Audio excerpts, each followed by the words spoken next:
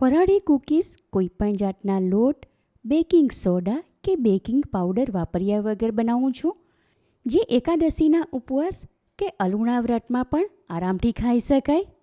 Hello friends, હું જ્યોતિ ગજ્જર સુરતથી. આજે હું તમારી સાથે વ્રત કે ઉપવાસમાં ખાઈ શકાય એવી ફરાળી કોકોનટ કૂકીઝ ઘરે કેવી રીતે બનાવવી એની રેસીપી શેર કરીશ. માત્ર 4 વસ્તુ વાપરીને બનાવેલી આ કોકોનટ કૂકીઝ, જેને કોકોનટ મકરૂન પણ કહી શકાય, એ ખાવામાં બહુ જ સ્વાદિષ્ટ લાગે અને ઘરમાં હોય એ જ સામાન વાપરીને ઓછી મહેનતે ઝટપટ બનાવી શકાય. તો ચાલો આજની આ મજેદાર રેસીપી શરૂ કરીએ. કોકોનટ કૂકીઝ કે મકરૂન બનાવવા માટે મેં અહીં 1 કપ ફૂલ ઉપર સુધી ભરીને વજનમાં 100 ગ્રામ સૂકા કોપરાનું બૂરું લીધું, જેને ડેસિકેટેડ કોકોનટ પણ કહેવાય. 1/2 કપ વજનમાં 30 ગ્રામ મિલ્ક પાવડર અને 1/2 કપ વજનમાં 50 ગ્રામ હોમમેડ અનસોલ્ટેડ માખણ લીધું. અનસોલ્ટેડ માખણ હવે બહાર પણ મળે એ વાપરવું હોય તો વાપરી શકાય. તેમજ આના ઓપ્શનમાં તમારે દેશી ઘી લેવું હોય તો ફ્રીજમાં જમાવીને પછી વાપરવું. 1/2 કપ વજનમાં 50 ગ્રામ ડોરાવાળી મિશ્રી લીધી. તમારે એના બદલે ખાંડ લેવી હોય તો લઈ શકાય. 4 નાની ગ્રીન એલચીના દાણા કાઢીને આવા અધકચરા વાટી લીધા. એલચીનો ફ્લેવર આમાં બહુ જ સારો લાગે, તેમ છતાં તમને પસંદ ન હોય તો સ્કીપ કરી દેવી. હવે સૌથી પહેલાં મિશ્રીના મોટા ટુકડા આ ખાંડણીમાં લઈને અધકચરા વાટી લઈએ. બધી મિશ્રી આવી અધકચરી વાટી લીધી. એને આ મિક્સર જારમાં લઈને ગ્રાઇન્ડ કરી લઈએ. ગ્રાઇન્ડ કરેલી મિશ્રી મિક્સર જારમાંથી આ પહોળા વાસણમાં કાઢી લઉં છું અને હવે આ મિક્સર જારમાં કોપરાનું બૂરું લઈ એને પણ ગ્રાઇન્ડ કરી લઈએ, એટલે એમાં કોપરાની મોટી કણી હોય એ વટાઈ જાય. ગ્રાઇન્ડ કરેલું કોપરાનું બૂરું મિક્સર જારમાંથી આ બાઉલમાં કાઢી લઉં છું. તમે જોઈ શકો છો કોપરું પહેલાં કણીદાર હતું, હવે ઝીણા રવા જેવું દેખાય છે. એમાં અધકચરા વાટેલા એલચીના દાણા પણ ઉમેરી દઉં છું. મિશ્રીના પાવડરમાં માખણ ઉમેરું છું.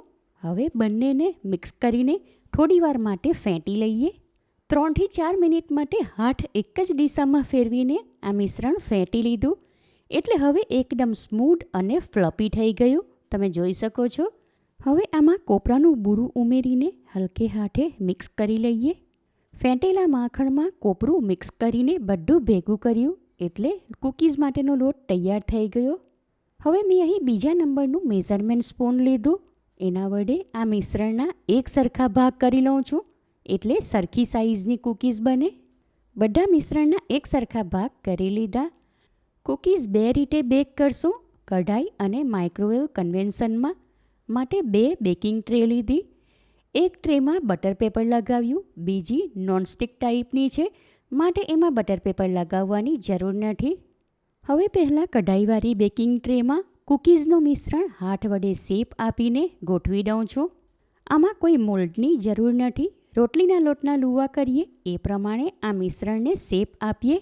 દરેક કૂકીઝની ફરતે થોડું અંતર રાખીને બીજી કૂકીઝનું મિશ્રણ ગોઠવીને મૂકીશું. એ પ્રમાણે બંને બેકિંગ ટ્રે તૈયાર કરી લીધી. હવે દરેક કૂકીઝની ઉપર થોડી ડિઝાઇન બનાવું છું. ત્યાર પછી દરેકની ઉપર એક એક બદામની કતરણ લગાવું છું. એ પ્રમાણે બંને ટ્રેમાં કૂકીઝ રેડી કરી લીધી. હવે આ ટ્રે જવા દઉં છું આપણું દેશી ઓવન એટલે કે કઢાઈમાં. કઢાઈ પહેલેથી જ પ્રીહીટ કરવા મૂકી દીધી હતી. એના તળિયામાં થોડું મીઠું નાખ્યું. એમાં વચ્ચે એક રીંગ રાખી છે, એની ઉપર આ બેકિંગ ટ્રે ગોઠવીને મૂકું છું. ત્યાર પછી કઢાઈ ઉપર ઢાંકણ લગાવી દઈએ. ગેસ ફ્લેમ મીડિયમથી લો તરફ રાખીને 12 થી 15 મિનિટ માટે કૂકીઝ બેક કરી લઈએ. ત્યાર પછી એકવાર ચેક કરી લેવી.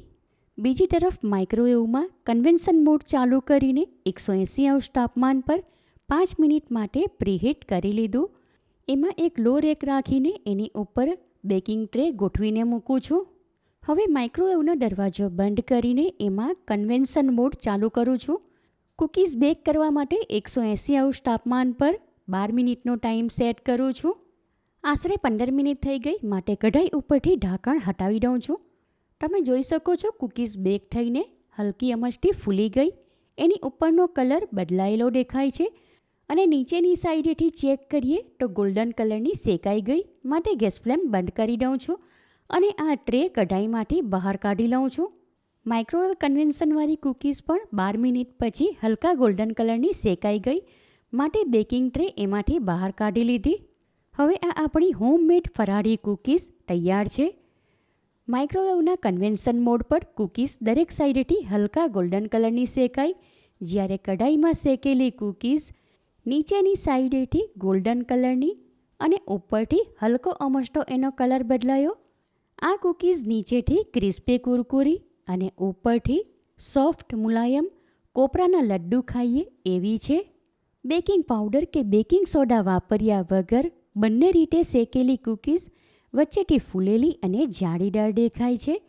ગૌરી વ્રત, અલુણા વ્રત કે ઉપવાસમાં ખાઈ શકાય એવી ફરાળી કૂકીઝ તૈયાર છે.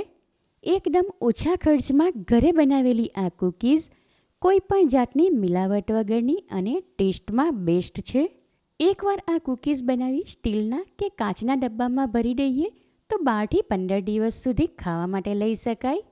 માટે આ એકદમ સ્વાદિષ્ટ કોકોનટ કૂકીઝ કે મકરૂનની રેસીપી તમે ચોક્કસ ટ્રાય કરો. તમે મારી રેસીપી કયા શહેરમાંથી જુઓ છો અને કેવી લાગી એ કમેન્ટ કરીને જણાવો. રેસીપી પસંદ આવી હોય તો વિડીયોને લાઇક અને શેર કરો. ચેનલ પર નવા હો તો સબસ્ક્રાઈબ કરીને બાજુમાં આપેલા બેલ આઇકન પર ક્લિક કરો, એટલે આવનાર દરેક નવી રેસીપીઓની જાણકારી તમને મળતી રહે. ફરી મળીશું એક નવી રેસીપી સાથે. Eat healthy and stay healthy.